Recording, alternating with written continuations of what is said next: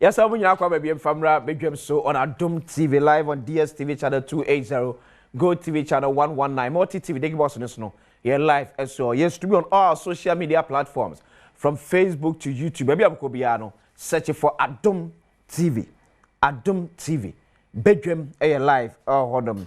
I can check a see como bio ajibre na o share. And a very good morning come from Eja Noah one Waran for ya majibre ya mo share bedroom on Adom TV. Nyakopon kan na unchira. Ko isemba ye kese. So happy birthday. Enko Enfama Johnny Hughes of 3FM. Johnny, and your birthday, I wish you all the best. Nyame unchira. Na onyo kese kosi se obeye kese pa. Then happy birthday to Apostle Selassie. Apostle Selassie. Yese Nyankopon enwo sranse koso nye kese ewo so. Na ni monyam han no entre ewo so. Omo asintintim na maso nye den fantia watamfo. Na bribiro asafade enyo so. So Apostle, happy birthday. Enko enfa emam. Abuja fortress say ya eba bedi enkomo ona wakwesi akwa member of parliament madeshe wo ye odan constituency former deputy minister of health was also honorable Ebenezer Kwaku Adu member of parliament madeshe wo a certificate note abato empesuaso makwesi a former broadcaster since once a broadcaster is always a broadcaster agasi ma wori akasi onyame adumo ye ho ye ere ya me ase oda boko de odaye odaye igusu kakrakra jamanfo ni daye so yeah say wo masoma ya bankran de na ebepe bibipe bia kofi yeah ti enso ye begire ye ho bebia ya no edrubia no yeah ye bebopo mu na ye de pa akoso ama ye manfo yeah sure sada manfo ewo a certificate no fatel maso pa no mani ba be hwe wona no pe but manya be say 3 or 4 calls bia so bia say kwesi me MP ba o bedwam so now so you MP aba bedru enti MP akwaba yeah constituency say constituency boko said me senior my kasa no omo de adwuma hye yensa okay adwuma na so na yegu so no sometimes na combining parliamentary work, constituency work, committee work, sometimes board activities and family together no we say manya white ewo abodi board bezo NIB National Investment Bank okay enti a certificate of for any so big man power and they say when you white agree babo enti a certificate of for more any so there okay big man NIB board member yeah ama omo so any anje former deputy former deputy big man board member and National Investment Bank. Wow. Sure. I feel na aban no de enema gugu akwamu a bank no e be san aban na dadam in fact yen kan SMP but ono a oni dey course ya government has some injection be the ama NIB and na me che say aban no ani so ade hu magana ntino me dollar top ewo NIB amenye bi me say okwa management be hwe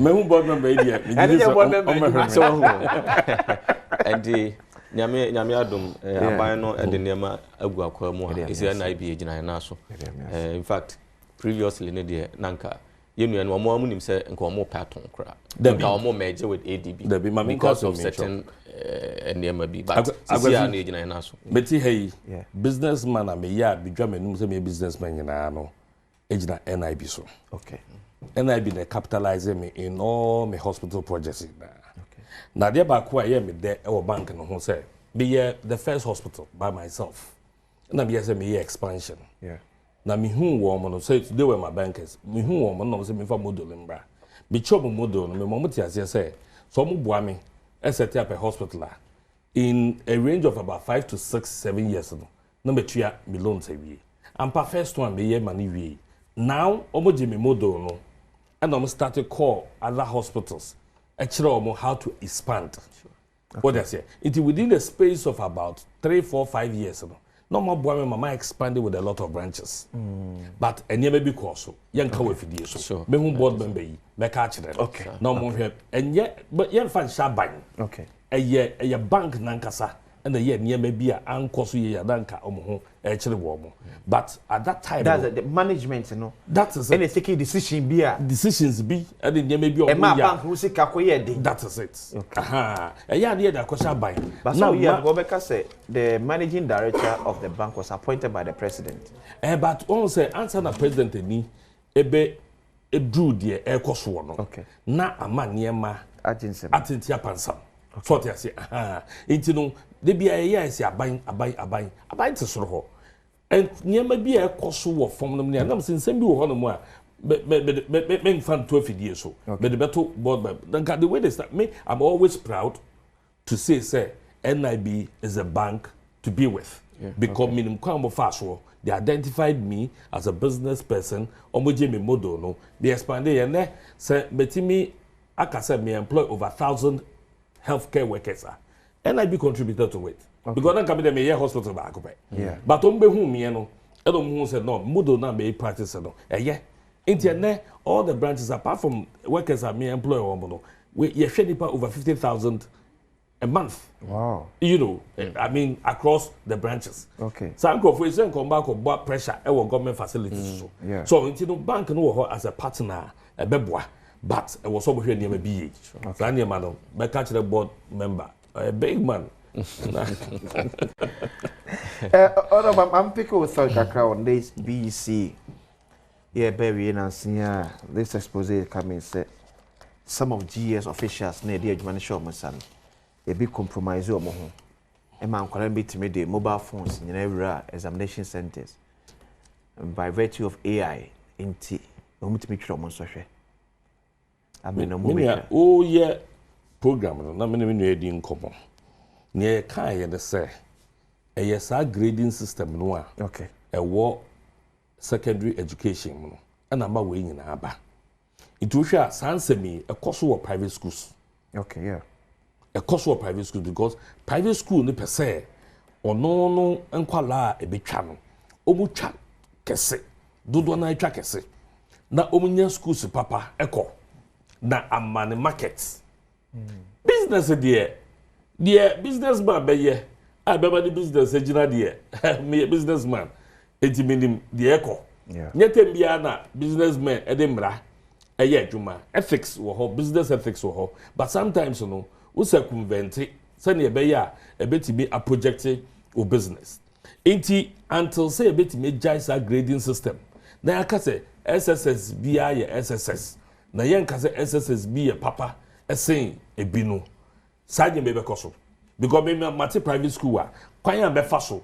Be ma me nkwala no I extra classes. Be fa the best teachers about them. But a do examination na many be ko ho na ma he say omuntimi ntwiro no muntwa de ye.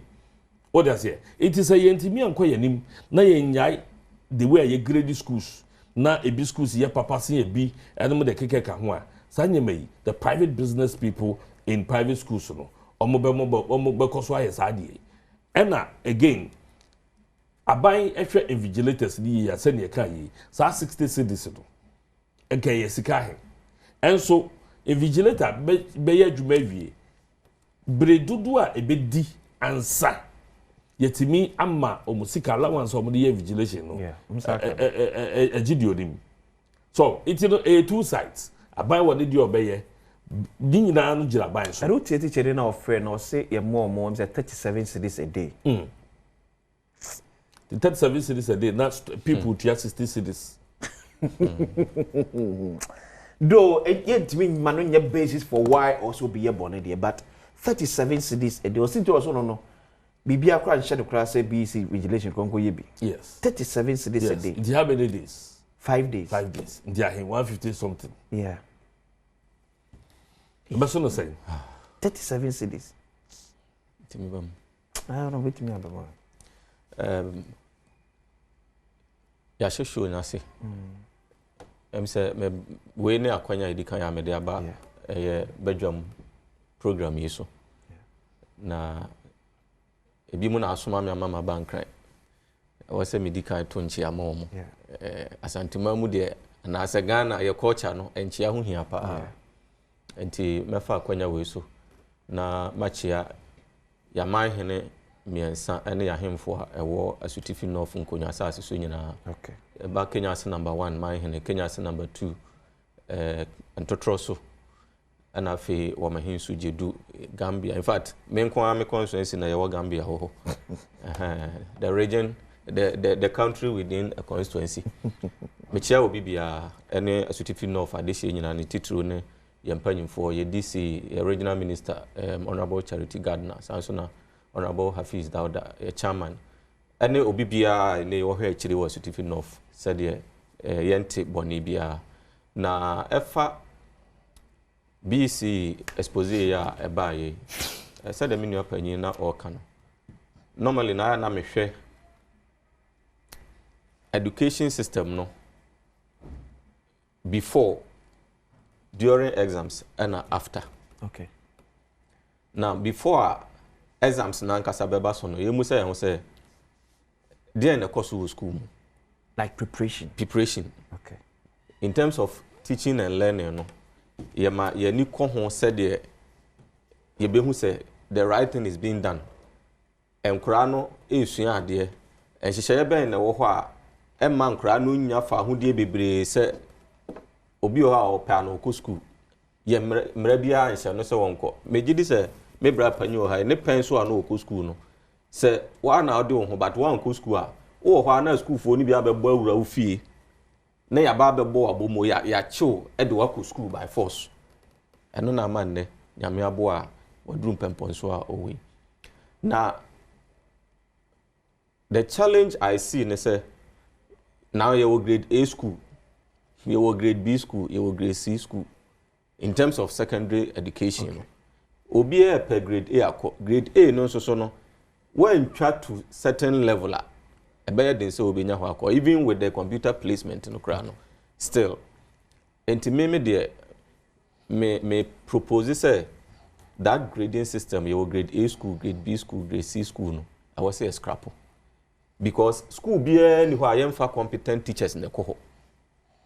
School be ni ho a NSC dey teaching materials cohort. School be ni ho a NSC provided the needed facilities at the moment.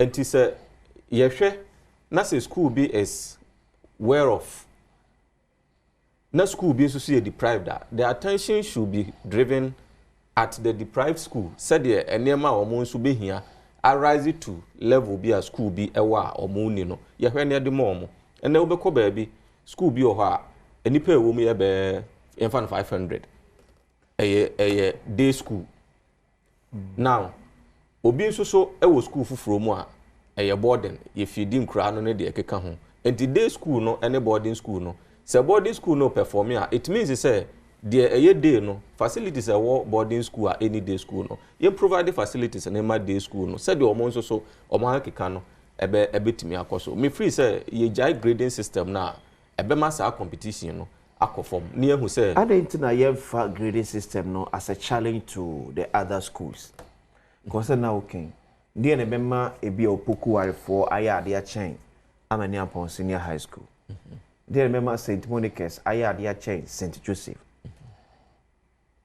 as education body yatimi atnasia find out the entire science schools say ye grade A na ebi grade D die na ma grade D no entimi empeja ne ngumasua na na de kire em bibia ka ono betimi aye ede amom support se na be ya onso betimi amache sa level nana eno na me ka besi so no because me ne minua panyeti ya na ye ka asem both of us we were in Akwatia.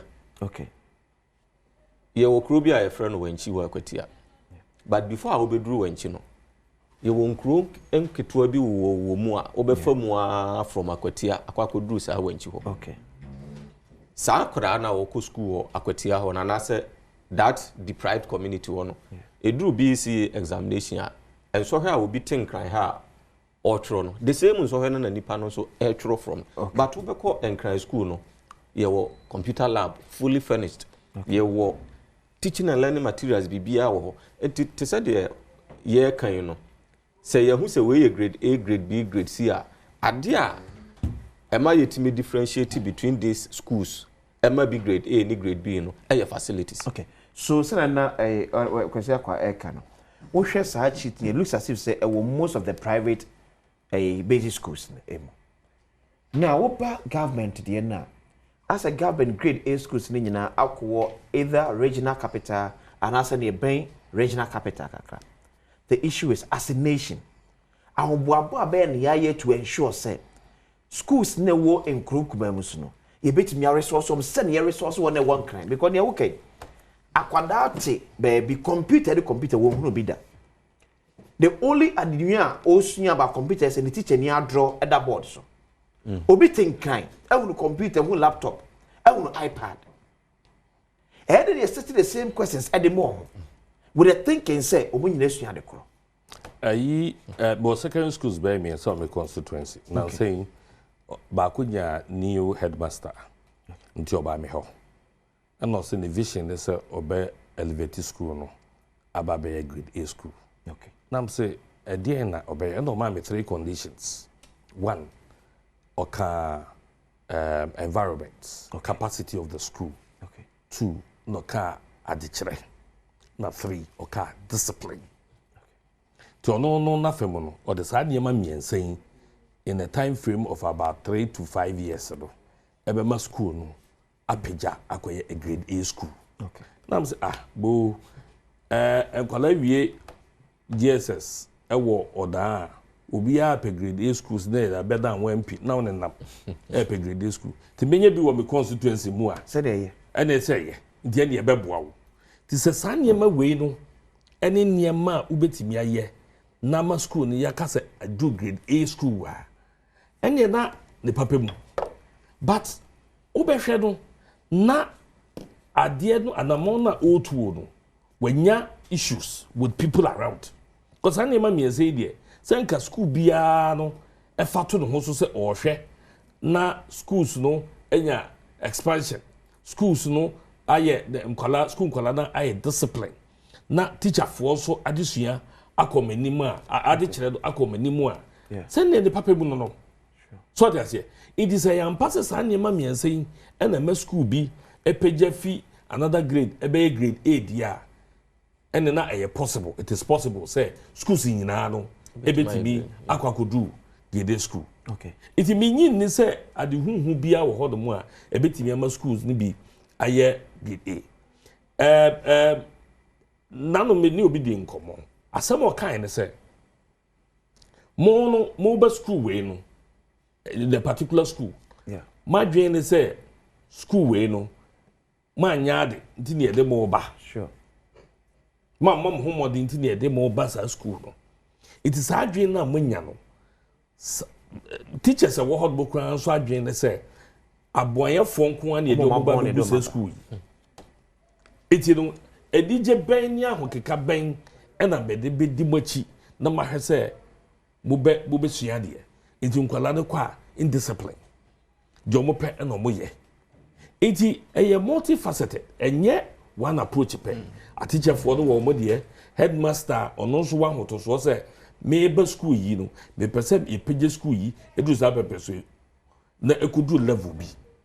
Ene akwala dan kasa so a enka ono nya ya nkobeko another school. Ye wo schools bi wo ho na mo a wo apply na we nya no more ma roll you off to one other school. Ade ti na media men say fata say beko school yi bi. Na mo say higher man ti no ye recommend this school we na ye dia ma. Wa makwala no na baba bu right from the beginning. Right from the beginning. It is enya ye nhihye bi say locals no enya a quota of some of the schools in their vicinity no. And then there was ye call back near ye na sa pepepe. It is a school ni ye papa wo mo ho a mo am nkote mu bi na ye hwe. Can we say teacher for na work grade A schools no far better than or more other grades na no? Teacher ni be ye better. A discipline. Owo ahotoso ene a winter so bi a wenya say behwe ma wa ye di papa. Okay. What does say? Teacher ni minyin ni say teacher ni bi anybody else teacher bi because sometimes o me refresher courses. Yeah. Omusua de. They be make us say mempe mass. na teacher ni bia wa mama mpe mass de bia me boni di obi as o sa teacher the mass o kire utubo say enkoye ani ye force no ha say won kire mass nti me so me shada mpe mass reading for ya bi na makotam me kon no mass no the way o kire no not oje nti abasa no o de bro ene be show obebo because no ade na o kire no se na nti ase to the hu bufu ho no de ba wo so that's it say ade a onim and o kire ade a and me call that secondary economics ma nya nkwa akire but obi onim zaps okay obi onim zaps o kire book nti no sabre no omo a omunim no enim zaps be wa do economics o be pay economics because obema wehu obema watiase obe related to ade a wo kire no okay so ye call school yi na science class na ye business parajara amoeba fungi sanye mani nyina no ebi ni yefie apopo bibre ni ade ebi ni yefie na ko mama sa temi na se define parajara ko yefum ni ade a minim ba o kan o twu o kasa mu dia na dey ebi ni edwaye ebi ni efichire itin eno de be ma wo kwa do science no we hu say e so practical so maybe me to see ya then we have to take a second look at the way I chire of course na teacher for no impress yen kwala no teachers no ma omo nka se omo chira de ya impress o say kwala yen nim ene abetena wo se chira yen ndi enye sabre na aba be chire se mabommon minimum ka better wo se chira de iti a good teacher they say me chira mo wate ase yeah enye say me ye ama subject no aye ti me hu ana me ye ma hye na eno na ba wo ye superior no I was say ye sister the way I chira de it looks as if you are teachers no more in our rural areas of course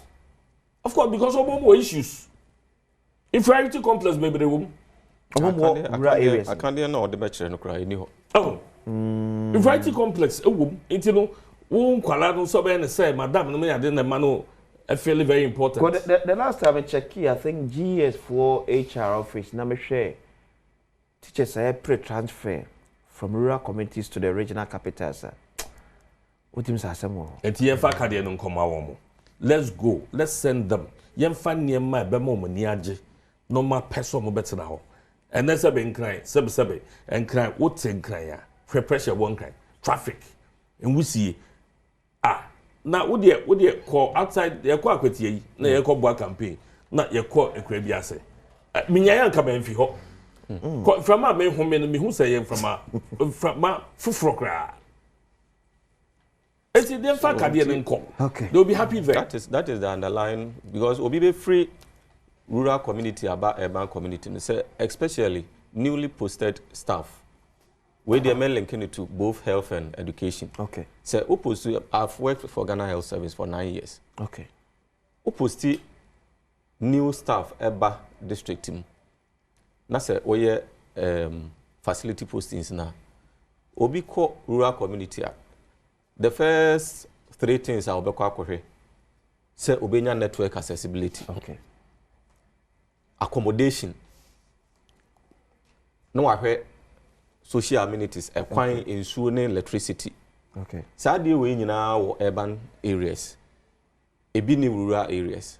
Enti, edi ahoke kakra na nipa no de benya kwa akɔkyerɛ ade wo community here, rural community. Enti, asudie da so say sadly we bit must stop here. Just say fix it those challenges na our ground so no. And again, district directors of education after BECA and as SSC obehu say na chart abeto ho district we na perform here district we obi anso ni ho a obepese as a district director e beka say the district am performing but can me feel say it is an opportunity for us all stakeholders to see say no say yes district we am performing a director no there or you capable of manning the district nemum e den na ama district no yam performing no na bema you identify the loopholes na fe ya hwe na but obia am person ebedi kan aboni din say na district anya there so some of these things it will continuously happen. I hope say we yebenya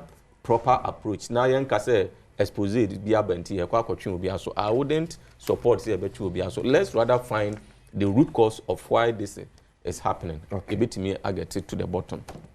How is the Chief Justice issue no di echire akra? Ma follow kakra. Se be ada na akwa. For now no, I think say the provisions in the constitution, you know, I take its course. Okay. As to say obi a different view ewo ho de no ye jaima the general public, but as far as 1992 constitution and then article 146 here concerned no. Okay. If you say our constitution no can happen. Okay. And to say removal of the Chief Justice no a happen now. I think say there is a provision within which its processes no removal no nyina no etiki in it cause. I'm not a lawyer and I cannot go into the legal details, but following what has happened, you know, and Article 146 of Constitution, you know, before you say the due processes, you know, and a president more or they arrive at this final decision. And you heard the Ebekoso ewa yenim. It's a constituency na omanfo bisas e ono aboade president mama ye die obegu atemu adwuma no was say atemu adwuma no obeyi ano say. No, you see the that provisions in the Constitution, Article 146, you know, is meant for judicial accountability and independence. You cannot be independent without being accountable. Okay. And in governance, you know, there is a checks and balances. And to say the medical kind of process, now I was a president, you know, and the president and Namrana man who can so obey to me, I remove it based on certain steps I will be taking. And such steps now so now take it is not out of place. Sir, the Chief Justice has been removed. Okay. Petition a bimo de koye any referral president in the year establish prima facie marking kind articles via even the prima facie aspect no crano to the extent nanka and share that nya there I was say but ni nyina mu no eba mu ema the due diligence has been made. Investigative team are more set up Edom report to aba Edom recommendation aba. You can agree or disagree, but as far as the recommendation was concerned, no, I think the president had to act to ensure sanity in our judicial system. Or someone who abuses power. That's President. The president, yes. And anything of our due processes. So I arrive at this decision. Do you think that it's in the right direction? We bet me strengthen the judiciary. Yes, I hope so. This one. Yes. Eya patches na Justice Torkornoo see a kwan to the strengthening of our judiciary now. There be antisa nemum krata or mode komo mampanyin no. Me worry shemu say almost 30 and the constitution provides on the grounds obetimi remove Chief Justice. And say krata or mode komo mampanyin no say na any merit okay. This decision wouldn't have been arrived. And once it take its normal course, now the president should act on a recommendation. So if the recommendation said, say, this is what the president should do, now once it is backed by law and the constitution also provides systems and structures, I don't have any problem with that. Then I could say I should be because now a colleague, member of parliament at church, Asimama, it should be biat, Mampeni to Mrebia. The constitution national or yeah. On the miniano or bre or chifadable. Oh, what? And to the moon of Louis. Anna. Oh, there you are, has said your cocoa minimum. Casa ye, but when last year or church, no. Yen young man this for air trials on be explain, they say. And your President Mahama na baby. Osha krata di yi ma menedi, Chief Justice, yeah. President Mahama. In the year, President Mahama airborne tour or your campaign as part of the reset promises. Okay, the Chief Justice, be a new Chief Justice. In opposition. In opposition. President Mahama. Oh yes. Oka can say Supreme Court no MPP for nkwana egu. The President Mahama can say oba ye be change chief justice. Ye be reset judiciary no. Ye be change chief justice. There be say we can so be reset judiciary no. Clearly, I mean what it means is that you are not comfortable with me can't in the context. Okay. Into no nyabotre. Okay. Into no nse bebre koso in time of your campaign no. Yeah. Na dodo na no se ye ka wa ha ade bechi. Inti me so minim asem bi a mpani Bible kra na ka say ye wade na ho kwan. Ye nyina na fata ye. Articles I what constitution nim a ma president wo kwama na ye bibi no. E do so pa. Okay. Bi wo hono mo amfa ne nsakra president be inform nsan kan da. To say bibi say. Inti no in Ghana's history no ade ba ko a president Mahama ene ndisi aban ya be ye. Da ho adi mu and so obey chief justice under the Fourth Republic. yes Okay. Obey na die na amama no ne mpani a ye ne omdi nsa wo so yinara ataw manum say eh e die na koyi Ghana abrujifo chief justice we ready e wo die ho e wo sa niam we ho te no amtana no say na emiri bia president Mahama president no yes cite ministers bi no omoye MPs so omaji double salary. Okay. So for the day they two women ministers under President Mahama etumra say omoji double salary because ministers cum MPs. yes ministers will be MPs. Okay. Because we are minister now you MP uji pay as MP. Okay. Unye minister aketua Only top up. Only small top up. Small top up, but only full salary as it is. So only Minister of Health salary. Now meji MP salary. Okay. But at then no, I'm say about 24 ministers was said you cite one. Okay. Under President Mahama. Under President Mahama. Okay. Yeah, ba bam. Yeah. Sa 70 PA. But empany tina se hwe ye no say oh. Hey afom de. O ma fom. Na so say ministers, MPs, atwetwo run money ade. Oka ko come in na ade gu court na unnim say under the law so no why you be fiase asem de ye ntwa so mate fache me ma me ma pause wa that me nya ma to say me your time yo me your time you cry why ma me nya dwuma emre so go so hwe bedwam on Adom TV ye ba isi e eti esa akwa ba bi because say Joy News Habitat Fair second clinic baso so starting there be we third clinic there no abama confusing kakra third clinic there no start on the 14th of this month 14th of this month and a third clinic no share as it two person sit down onso a opeso to efie na beji nimde ne ho teteye na nko bibia keke na o kire mi nkofa asem emfa emro wona aso asene me de ebrom drive EVGH drive into a sustainable future. What can be about for be a virtual security Africa, safety and home solutions, Super Lock Technologies Limited, DPS Pipes, Elegant Homes and General Construction Limited, Gold Key Properties, Ayuda, Ghana's #1 service app Bako, Services Bebrain, Special Gardens, DBS Industries Limited, Doormasters, Lesh Fortune Limited, LandlordAfrica.com, The Builders Market, Right House Energy Limited, Syntex Tank, Interplus, Jobent Security, Clifton Homes, and after Western Villas.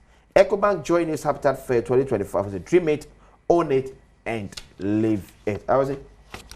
I was saying, Tina Manugusa make a messiah, I didn't know who quite so you know the fataya. Okay. Tina President and now the Danko Kufuado. No one quite said ministers are wood waddle, or Shanam Ranio Muti. But na emfataye se on mine ministers ababa sum on mine Ghana na se boapa yo se form nusu oni ade o sika kakra bie no ye ba be he no makofiase ye betimi aka se president Kufuor compromise no e na make sure say ye see ye wade nyina ho kwan ye nyina de fataye enti ade ba ko a president Mahama e wo ho kwan enso en shada mfata no ene se nipa ye buo mo kunfo mo da prison okay I was so sign na yekoku mo no waye bi se constitution ba no ho kwan yes prison I congested beboa it is so yi be ba ko mienu miensa ne nan ne numpi na ye de omko eko de obuko nso machia senka mbra no wadi so chief justice position no kura no oye Ghana nyina ba time because kakra no yesu aye na kire say executive eye president na be de kirefo eye legislature eye mra se bedwafo na judiciary no e wo se obi anya ne tumi so okay na obi a check baako na government for friend checks and balances it na saying yen parliament ye nyanta wanta wa bi ni mu ni ade no ye call supreme court na supreme court settle ma ye even though parliament no ye masters of our own rules okay but it told the end you know ye call judiciary and na settle asem ma ye na parliament ye din and abeka ye mbra ho a ye de ye adwuma intino chief justice a friend say chief justice position and the judiciary in general no ye bomb ho ban in a certain manner send ye be ya if fin said an ka wom ho okay say ye tie cars in be say na nye bone ohin ye dipa otimi ye bone but ye nka what you say ye friend ntoma esan say uhia say to me na ukura ubebo ho ban sa asema meeting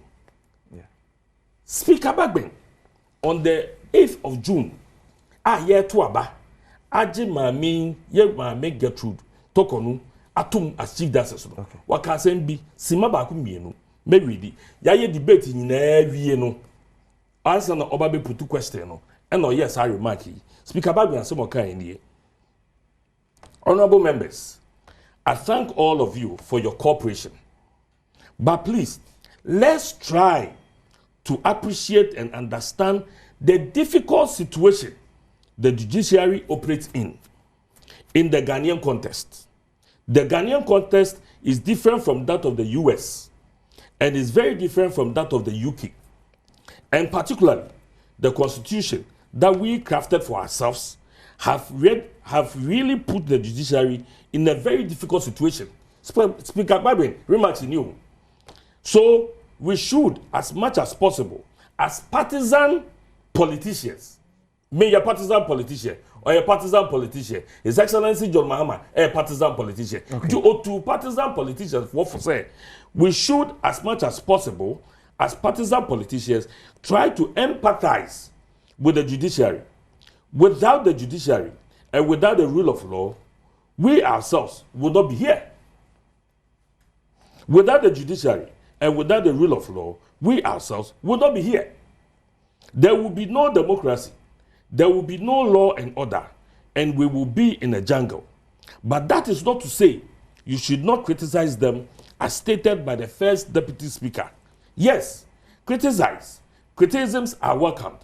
From time to time, when I disagree with them, I call them individually and I have discussion with them. And they try to explain their viewpoints that they have taken. Whether I agree or disagree is a different matter. But please, publicly coming out, running at them should be discouraged. Take a particular subject matter or issue and criticize, and not general statements. That one will impugn on the integrity, the reputation, the dignity, and the authority of the judiciary. Okay. Ye no die say na put two question na ma me no nya to me say oba be chief justice. Okay. Sansemi mafade nam esan say papa Bagben na onimum na sam na onimama yosam na wakwadre wasani manim say ye judiciary no oboye nipa a omote so nko ade enfom ba ku wie no bi wo ho but yen as amayofo no o se yeti bi tiomase mami intansa ye dia bono a and then yaji the juma fin himself not just as a chief justice but Supreme Court judge ye yinu edikura no ebi anyone no a e ka na juma die poti the core function of a Supreme Court judge ebi edi ho e purely administrative. Okay, petition we yin na answer all the three petitions. Petition we yin okay. Petition where the judge should be already petition now. That's it. From head to toe. That's it. A being one directly. Affected no as the Juma okay. And purely administrative. To say near ministers be any MPs no. You be cast administratively no and the error be by and so nanka mra wo ho say waji double salary there ye wo mra beti bi abom na nkomo na akọ afiase. But can this be said to be an administrative issue when onimpe fe pa say emra ne man kwan say on suggested judges are move from the Supreme Court, but Ojina ne to me dear so abusing it to me and the suggestion the mama penny. Was it done? Mampeni that's it. Let me back. It's not about whether Mampeni and as Mampeni. Or when you say or best suggested judge be for promotion to the Supreme Court per the Constitution, per their own case study. And I may patch and say, oh, share, sir, at the end one, and said any Constitution. Okay. And your case study. Yeah. It is by practice, Sebi, officially. Okay. And our Troy. Yeah. But one about catching out say behind the scenes, only me ninkomo about judges are on no share judiciary so in also. It no BBC kwine say obetuma kasa where adwuma oye or say about somebody else see a pejadibu. BBC kwine. Okay, so I had a man for issue no. Seman penny make appointment ni we are. Yes. Or sa the list no come back to the Judicial Council. Yes. The Judicial Council nipa otena pronti the Chief Justice. Yes. Now, assume me say the Chief Justice akofa obi aba and our nominate obi the mama penny. The mama penny say refer nipa ne back to the Judicial Council. How can we say or Judicial Council or make me a fair assessment of nipa na waban? And you no nko not or Judicial Council. But the role as Chief Justice mood pa. Yes, but there are other people. But the rule it is a Judicial Council it take decision now. Yeah. And yet authoritative. Yeah. And yet authoritative. Judges na wo hono mo ka Judicial Council hu nyina no e wo say na ko betimi a recuse ne ho from saa eniema ne ebi ho. Of course, and I make sure say ye na mampani tie ye and I bet with their castle. Okay. But ye no mampani anye. Eti yen fa de say wo fom wo ho send a man for fom double salary. Okay. I don't think I mention ba some say ye wade nyina ho kwan. Nanso nya ni nyina no e fata ye especially akoye abrewati a ye nyina no ye ho kiri ye sede ye a ye beko ho from speaker Bagwin and say me ye empathize with them ye nti wo mase say your constitution na ya crafted no hwe wonim say ba ye article 146 ya invoke e dia ye adwuma yi afida mafo hu say enfum bi wo article no eti na ye dia ye adwuma wie ye ba be kiosa enfum no Constitutional Review Commission ye kusu ye adwuma. It's all the Sabeka article. Maybe. 99 na boni ben and nobody ever no. Because say dia and ye na Chief Justice bia or bebe bia do. Petitions be be back so. Na sa kwan no e be fa no ano ya fa so de yiru. Oh, I have my own position even from there ye Charlotte was saying. I don't see why we use administrative issues to take off head of such institutions. Because to be honest, me share petition of Charlotte say and they see procurement breaches be count. Meaning the to say the procurement breaches so. Charlotte say assemble. Who do say on the deputies no makunwa ma na piedwom. Na enkrofo ehun say for a very strategic institution like that no. May makwan mo horo omonsem ewa bonten eti e wo se pani di omnan esifom still call ye nya president and the vice of Ghana no mo ntamonko and just told me you medas my member bravo ominia mebra pani em se okasa duru ba bia no na afi ubusa na asem na no so spinning around the main issue no say Honorable Abambabin, Speaker, right? Honorable Speaker. Na sama okan ya wabe ko tini hano. Eno ana me so me gina so na me de arrebate. Okay. In the statement na Honorable Abambabin emeki ye no, wakan wa ha say Ghanaian context is different from that of UK and US. Yeah. But in his earlier submission no, the okan say anamo president etu no ama foforo bi so ka o ma adwen say de akoso Ghana no antwa yi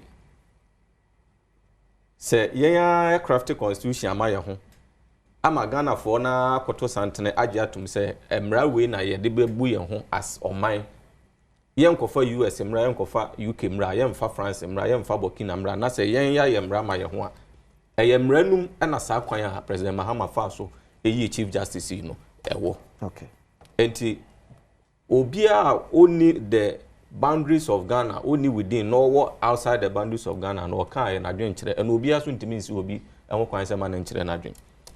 2